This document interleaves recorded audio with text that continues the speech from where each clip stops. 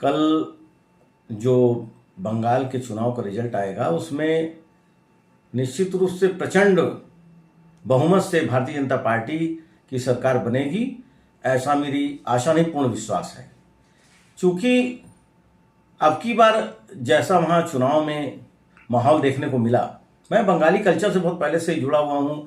मेरे बहुत सारे व्यापारिक मित्र भी हैं, बहुत सारे मित्र हैं मेरे वहाँ पर। मेरा बहुत ज़्यादा बंगाल में आना जाना अक्सर होता रहता है।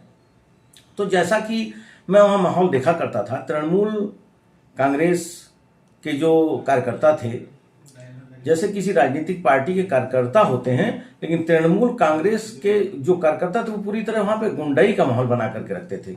वहाँ के लोगों को, सीधी सादी भोली भाली जनता को दबाना, डराना, धमकाना, इस तरीके का माहौल केवल चुनाव में नहीं, उससे पहले भी बीच बीच में होता ही रहता है। वहाँ पे बहुत ज़्यादा भ्रष्टाचार, अपराध चरम सीमा पर था। शहरी इलाकों में उतना न भी दिखाई पड़े, ग्रामीण इलाकों में बहुत ज़्यादा उनके तृणमूल कांग्रेस के जो गुर्गे थे ममता दीदी के, वो हर वक्त कुछ न कुछ अत्याचार, बहुत सारी चीज़ों को उन लोगों ने समाज में एक तरीके से कहिए अपराध को बहुत ज़्यादा बढ़ावा दिया। अब जैसे वहाँ पे एक कल्चर है कि बंगाल में दुर्गा पूजा बहुत धूमधाम से मनाई जाती है। जैसे हम लोग के यहाँ दीपावली का त्यौहार हम लोग बहुत ही खुशियों के साथ बढ़ चढ़ कर मनाते हैं, उसी तरीके से बंगाल में दुर्गा पूजा एक बहुत बड़ा फेस्टिवल, प्रमुख फेस्टिवल है उनका। ऐसे में वहाँ पे क्या करते थे तृणमूल कांग्रेस के कार्यकर्ता, दुर्गा माता की अगर यात्रा निकल रही है उसको रोकते थे, विसर्जन यात्रा, पूजा कोई करता था ग्रामीण इलाकों में उनको रोकते थे। अब तो बहुत ही ज़्यादा समझिए कि वहाँ पे इतना ज़्यादा खराब माहौल हो चुका था। इसको देख करके अब की बार वहाँ की जनता ने और हमारे आदरणीय प्रधानमंत्री जी के नेतृत्व में, हमारे गृह मंत्री जी अमित शाह जी के नेतृत्व में, हमारे उत्तर प्रदेश के मुख्यमंत्री परम पूज्य योगी आदित्यनाथ जी महाराज, जिन्होंने जा करके वहाँ पे अब की बार काफ़ी सभाएं की, इन तीनों लोगों के नेतृत्व में मिल करके अब की बार वहाँ पे बहुत ही अच्छे तरीके से चुनाव हुआ। और प्रशासन ने वहाँ पे इतनी अब की ज़्यादा फोर्स वहाँ पर डिप्लॉय की और उसके कारण से लोगों में एक सुरक्षा का माहौल जो लोगों को दिखाई पड़ा। बहुत ही शांतिपूर्ण ढंग से, छिटपुट एक आध घटनाओं को छोड़ दिए तो बहुत ही शांतिपूर्ण ढंग से वहाँ पे चुनाव संपन्न हुए।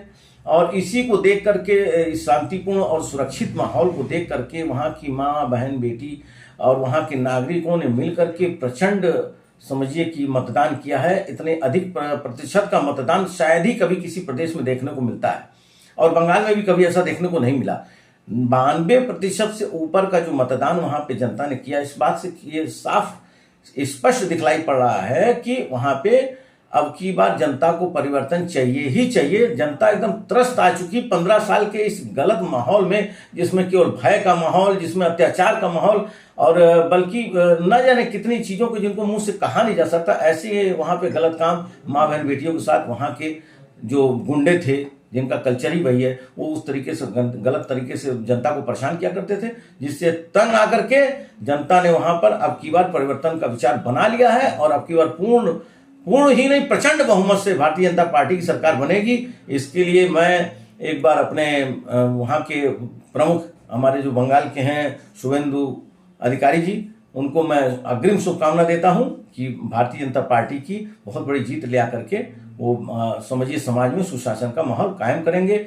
मैं वहाँ चूंकि काफ़ी रह चुका हूँ, इसलिए मुझको वहाँ के हालात के बारे में अब की बार भी काफ़ी पता चला कि अब की बार वहाँ बहुत ही अच्छा माहौल है चुनाव में। बंगाल की जनता को क्या संदेश है? मैं बंगाली भाषा को बहुत अच्छी तरह बोल लेता हूँ, वहाँ के कल्चर से जुड़ा हूँ। इसके लिए आमी ओखानकर जेटा मानुष आसे भालो मानुष, ताके अग्रिम शुभकामना दिচ্ছি, शुभेच्छा दिচ্ছি। এইবার বাংলায় भारतीय जनता पार्टी सरकार হবে, সবাই কাছে সুরক্ষিত মাহौल হবে, মা বোন বেটির সুরক্ষা হবে এবং ওখানে যা সুশাসন সবাই দেখবে। একটা রোল মডেল আমার উত্তর প্রদেশের মুখ্যমন্ত্রী যিনি परम पूज्य योगी आदित्यनाथ जी महाराज रोल मॉडल मतन देखिए ওখানে শুভেন্দু অধিকারীরাও ভালো সুশাসন করবে। ধন্যবাদ।